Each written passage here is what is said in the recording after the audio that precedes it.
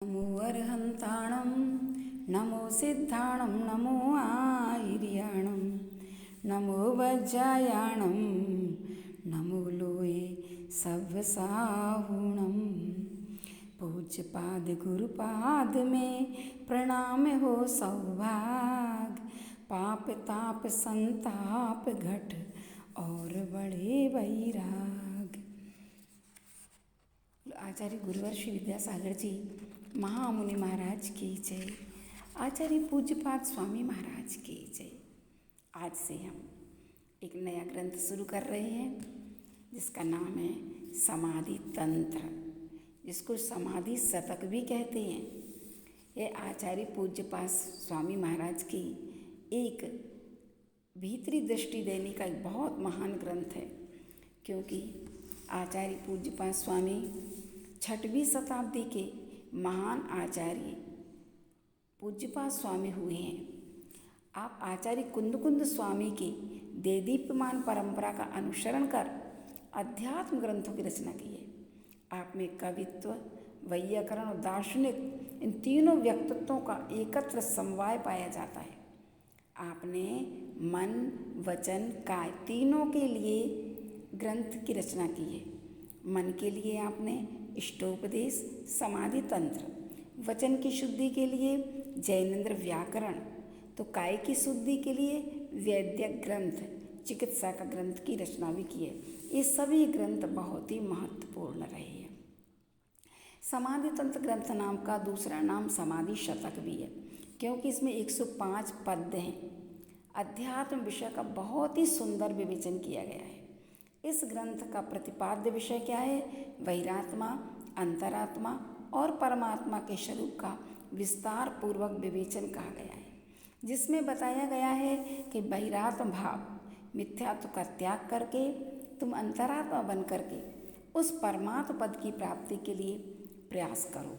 यही तुम्हारा कर्तव्य है और यही तुम्हें करना चाहिए। तो ये जो अध्यात्म है वह अध्यात्म कोई ऊपर से ओढ़ने वाली वस्तु नहीं है, अपितु आत्मा का ही धर्म है। जिस आत्मा में धर्म उभर आता है वह अध्यात्म में उतर जाता है। धर्म कभी भी अध्यात्म के बिना जी नहीं सकता, और धर्म की आत्मा अध्यात्म है और अध्यात्म आत्मा का शरीर है। इसलिए आचार्य भगवंत कहते हैं कि उस अध्यात्म को अपने जीवन में लाओ। और ये आत्मिक धर्म ऊपर से लादा नहीं जाता है, किंतु अंतरंग से ही फूटता है।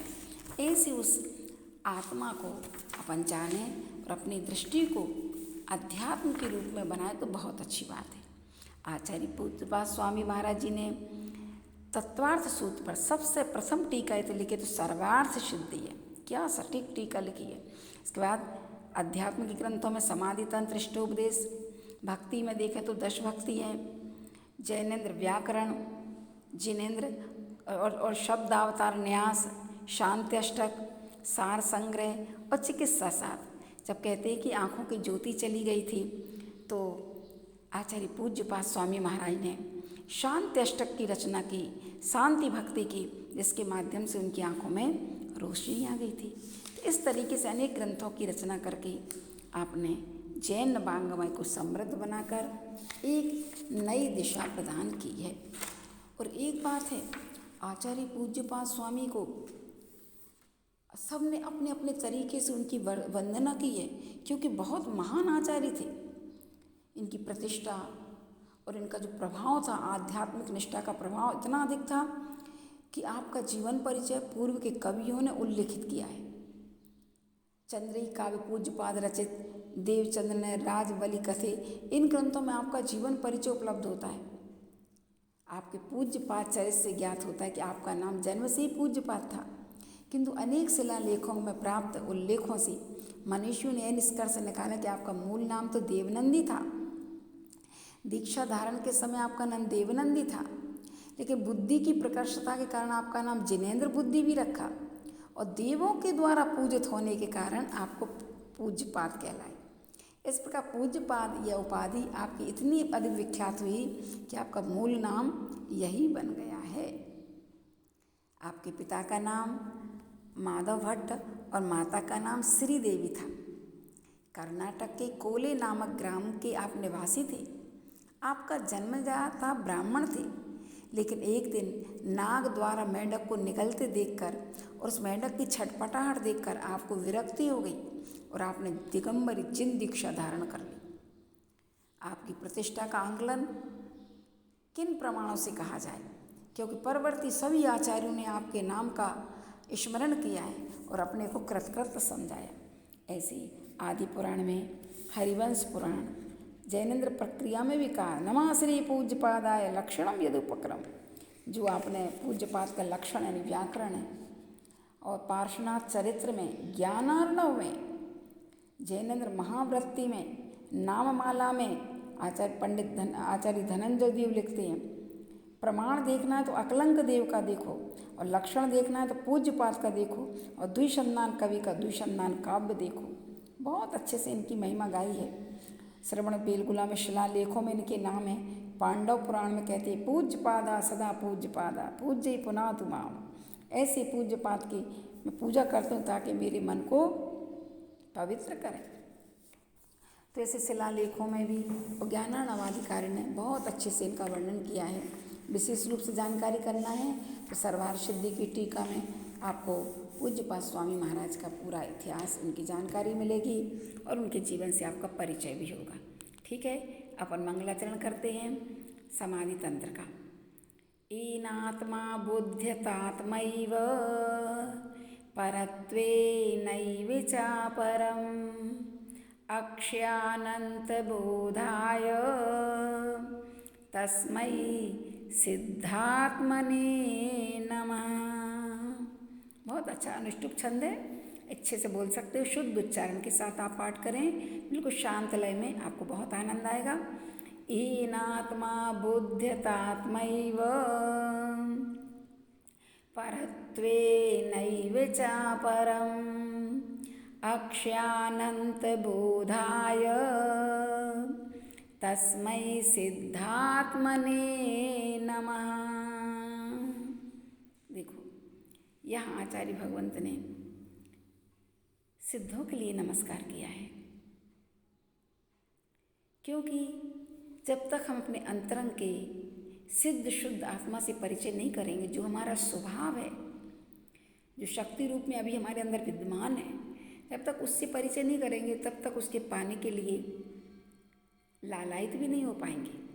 इसलिए आचार्य भगवंत ने सबसे पहले सिद्धों को नमस्कार किया।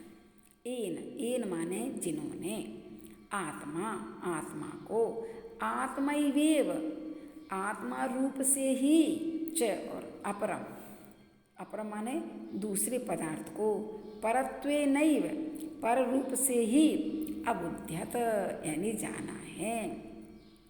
जिन्होंने आत्मा को आत्मा रूप से और दूसरे पदार्थों को पर रूप से ही जाना है, तस्मै उन अक्षयानंत बोधाय, अक्षय अनंत ज्ञान स्वरूप ऐसे सिद्धात्मने, ऐसे सिद्धात्मा के लिए नमः यानी नमस्कार हो। कितनी अच्छी बात कही। जिन्होंने अपनी आत्मा को आत्मा रूप से, अन्न को अन्न रूप से जाना है, उन अक्षय अनंत ज्ञान के धारक, ये अक्षय अनंत ज्ञान को धारण करने वाले अनंत अनंत सत परमेष्टि के चरणों में मेरा बारंबार बारंबार नमस्कार हो। कहते ना, जिसको जिसकी प्राप्ति करना है ना, उसी का ध्यान करें। मुझे अपनी आत्मा को शुद्धत्व की प्राप्ति कराना है, सिद्धत्व की प्राप्ति कराना है, तो उनका ही अपन ध्यान करें, उन्हीं को नमस्कार करें। अब देखो, यहाँ पर आचार्य भगवंत लिख रहे हैं कि जो वीतराग निर्विकल्प स्वसंवेदन के समय पहले अपनी आत्मा का अनुभव करके और आत्म सुख के विरोधी प्रवृत्तियों को जानकर इस असार संसार सागर में निगम्य जीवों का उद्धार करने के लिए उद्यमशील उन भव्यों को इस लोक में ही समीचीन आत्म सुख देने की इच्छा करने से आचार्य भगवंत यहाँ पर लिख रहे हैं। बड़ा उपकार किया है। और एक विशेषता और है कि अपने आचार्य भगवंत ने इनका पद्यानुवाद भी किया है। इन छंदों का पद्यानुवाद है। जैसे संस्कृत के छंद याद नहीं होते तो अपन हिंदी के छंद कंठस्थ कर सकते हैं, प्रतिदिन पाठ कर सकते हैं। तो आचार्य भगवंत ने वसंत तिल का छंद में इसका पद्यानुवाद किया है। छंद का देखो पद्यानुवाद। जो जानते अपर को अपरात्म रूप, औ आत्म को सतत वे सब आत्म रूप, स्वामी अमेय अविनश्वर बोध धाम, हो बार बार उन सिद्धन को प्रणाम। ठीक है। इस प्रकार आचार्य भगवंत ने यहाँ पर सिद्धों को नमस्कार किया।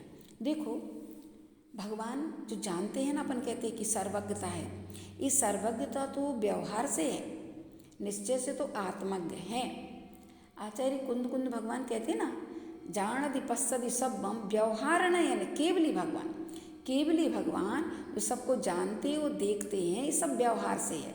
लेकिन जानति पश्यति निमेण अप्राणम केवल नाणी, और निश्चय से तो केवल ज्ञानी अपनी आत्मा को ही जानते हैं और अपनी आत्मा को ही देखते हैं, क्योंकि जानना और देखना तो आत्मा का स्वभाव है।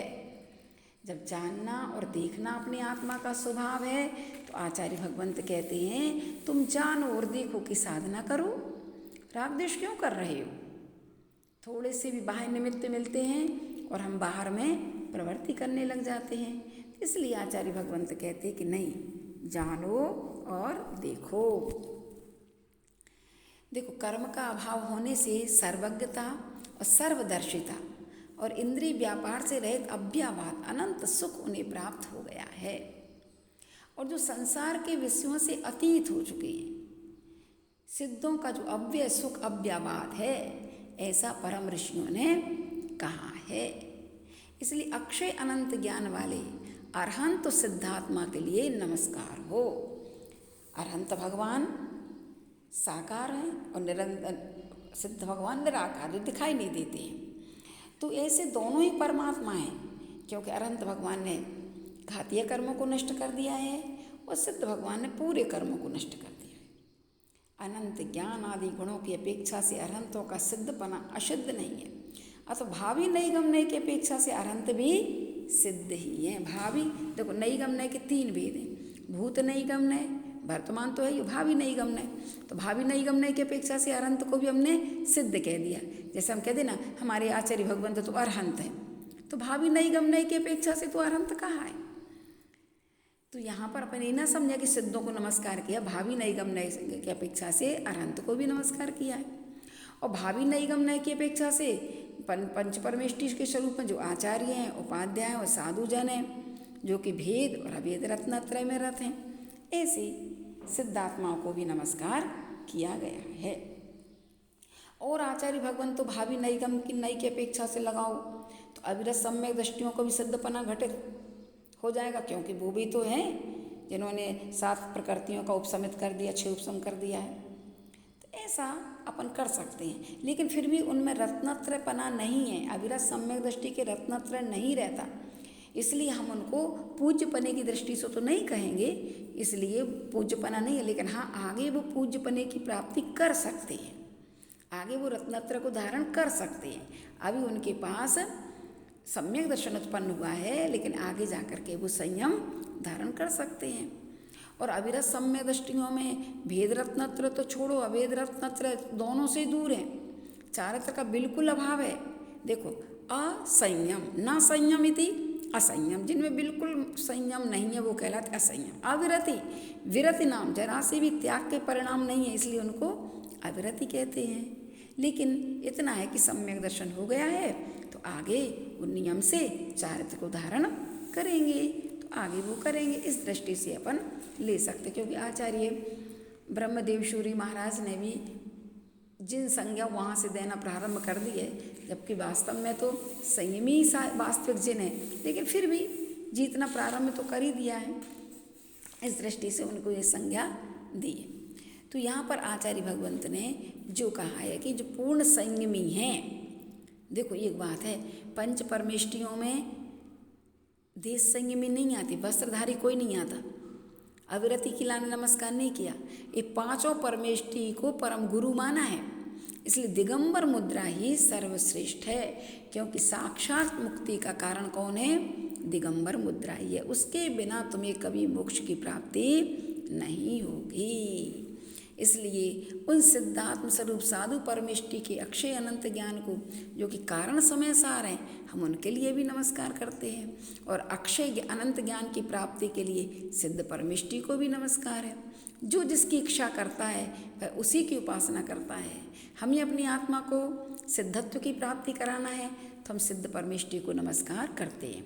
तो इस पहले छंद में मुख्य वृत्ति से तो सिद्ध आत्माओं को नमस्कार किया है, और गौण रूप से हम कहते हैं पंच परमेष्टियों को भी नमस्कार किया है। इसलिए इतना ध्यान रख लेना, इतना ही रखो। बोलो देवादिदेव श्री आदिनाथ भगवान की जय।